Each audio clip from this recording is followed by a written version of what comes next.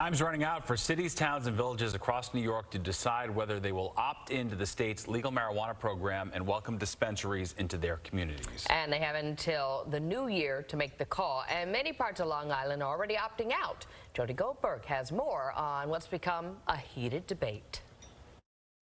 Should marijuana be allowed in the marketplace? It's a controversial decision being left up to localities. If someone can't buy marijuana in one town, they'll drive 10 minutes to another town. It is the last thing that we need in New York State. SUNY's Rockefeller Institute of Government launched an opt-out tracker as a tool to see who's in and out in the state. So far on Long Island, towns including Hempstead, Smithtown, Islip, Shelter Island, and East Hampton have opted out of retail sales and lounges.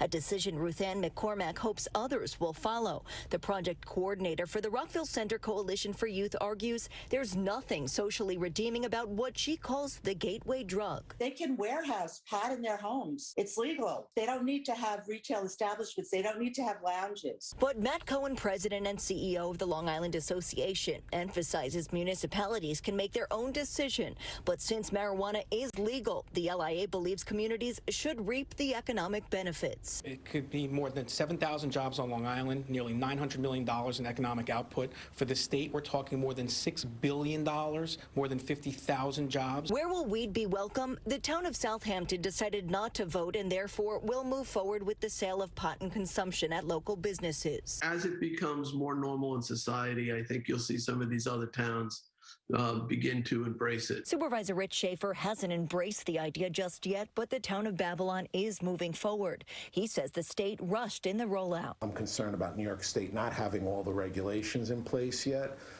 and that we now are going to be opted in and not being able to get out if there are any issues that we want to deal with. As for other communities, the North Hempstead Town Board and the City of Long Beach have votes scheduled for opting out later on this month. The deadline is December 31st. On Long Island, Jody Goldberg, Fox 5 News.